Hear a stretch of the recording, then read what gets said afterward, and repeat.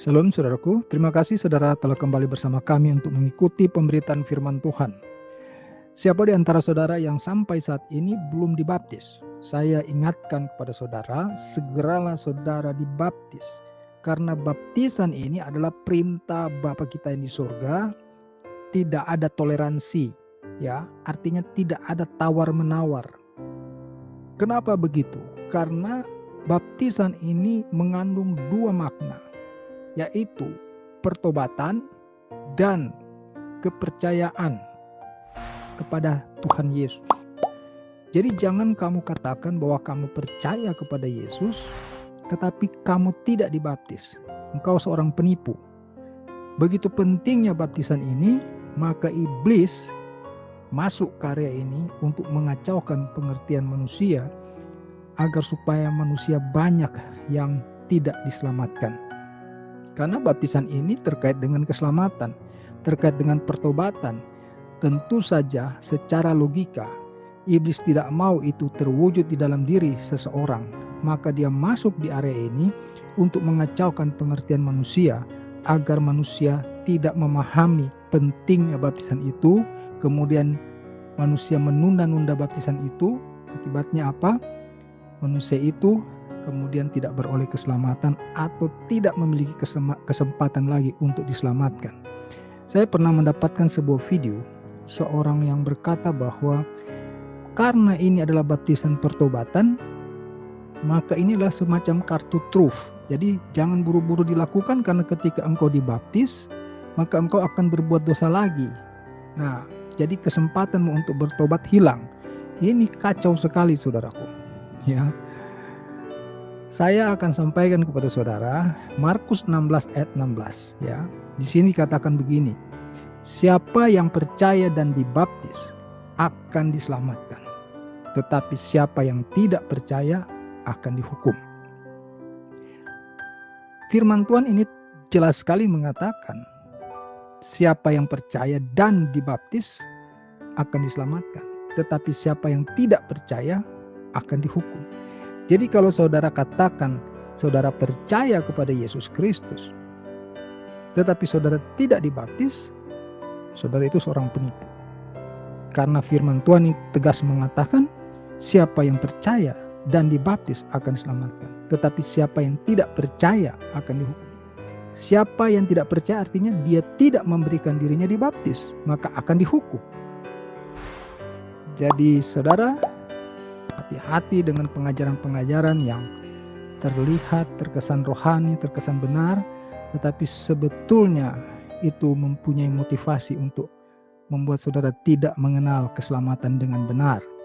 Selanjutnya kita akan bicarakan mengenai baptisan terkait dengan pertobatan. Kisah para Rasul. Sebelum kita ke Kisah para Rasul, kita lebih bagus datang kepada Markus 1 ayat 4. Ya. Markus 1 ayat 4 di sana firman Tuhan berkata begini.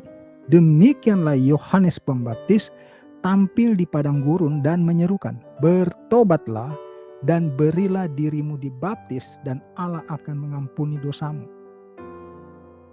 Kalimat ini sangat terang benderang, tidak perlu penjelasan panjang atau mendetil lagi, karena dikatakan bertobatlah dan berilah dirimu dibaptis. Artinya ketika engkau hendak mengambil keputusan untuk mau hidup benar di hadapan Bapa kita yang di sorga, maka engkau harus memberi dirimu dibaptis. Ya, karena dengan cara itulah dikatakan oleh firman Tuhan ini, dan Allah akan mengampuni dosamu. Ya, jadi jangan saudara bilang kalau sudah kemudian dibaptis itu, lalu itu seperti kartu truf, ya. Jadi maka dilakukanlah ketika sudah menjelang ajal katanya. Ya, saya pernah dengar video seperti itu. Supaya tidak ada dosa lagi sehingga engkau bisa masuk surga. Ini kacau sekali saudara. Karena Kisah para Rasul 2 ayat 38 berkata begini saudara. Jawab Petrus kepada mereka, bertobatlah, ya sekali lagi muncul ini kata bertobatlah, dan hendaklah kamu masing-masing memberi dirimu dibaptis dalam nama Yesus Kristus untuk pengampunan dosamu. Saudara lihat kaitannya bertobat dengan pengampunan dosa dengan baptisan itu. Ya, bertobatlah dan hendaklah kamu masing-masing memberi dirimu dibaptis dalam nama Yesus Kristus untuk pengampunan dosamu, maka kamu akan menerima karunia Roh Kudus.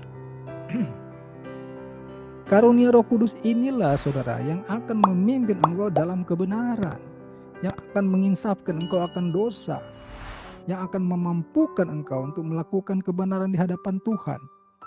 Jadi konyol sekali kalau ada seseorang mengatakan kita itu dibaptiskan untuk pengampunan dosa atau pertobatan kita.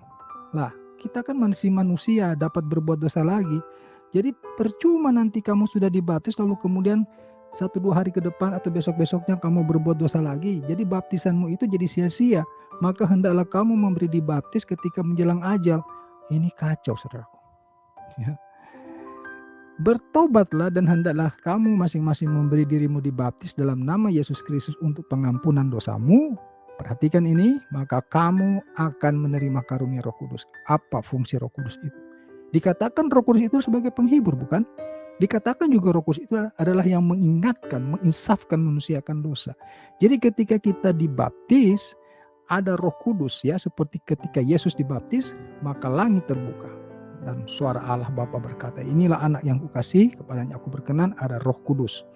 Jadi kita menerima Roh Kudus ya, dikatakan oleh firman Tuhan ini, kamu akan menerima karunia Roh Kudus. Nah, Roh Kudus itu yang akan memimpin kita hidup dalam kebenaran. Jadi memang kita ada kemungkinan jatuh dalam dosa.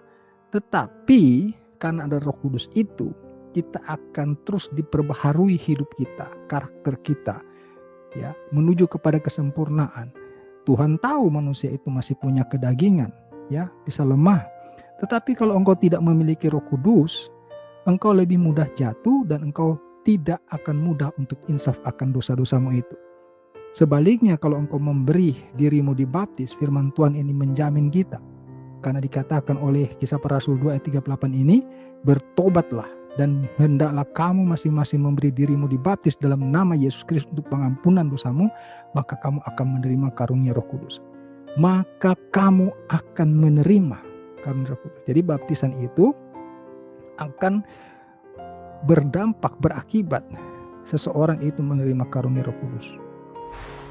Jadi tidak ada alasan untuk menunda, justru kamu harus cepat-cepat memberimu dibaptis supaya kamu mendapatkan proteksi.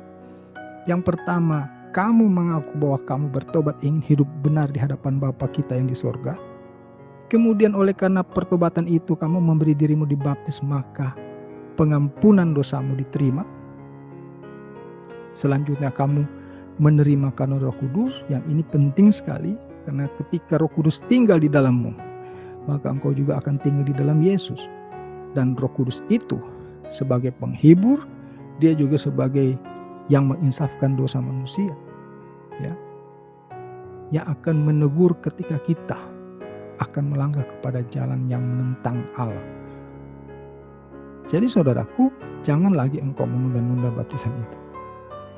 Kalau saat ini engkau sedang bertanya, kan banyak versi mengenai baptisan itu, baptisan mana yang benar? Kami sudah pernah membahas itu di video yang lain. Mohon saudara boleh cek ya di video kami yang lain perihal baptisan itu. Memang masih menjadi polemik. Tapi kami di sini meyakini satu baptisan seperti yang pernah dilakukan oleh Yesus. Karena Yesus adalah contoh terbaik, teladan terbaik ya. Jadi karena Yesus juga menunjukkan cara baptisan itu, maka kita melakukan seperti yang Yesus lakukan. Sebagaimana di awal tadi saya katakan bahwa baptisan ini begitu amat penting bagi kehidupan dan keselamatan manusia. Maka iblis bermain di area ini untuk mengacaukan pengertian kita. Maka timbullah rupa-rupa teori mengenai baptisan itu. Yang sesungguhnya baptisan itu sangat sederhana karena Yesus telah mencontohkannya. Ya, saya pikir juga Yesus tahu ini sangat penting bagi kehidupan manusia, bagi keselamatan manusia, bagi pertobatan. Dan tahu bahwa iblis juga akan bermain di area ini, maka Yesus mencontohkan supaya tidak mudah manusia itu disesatkan. Ya, jadi kenapa Yesus dibaptis juga?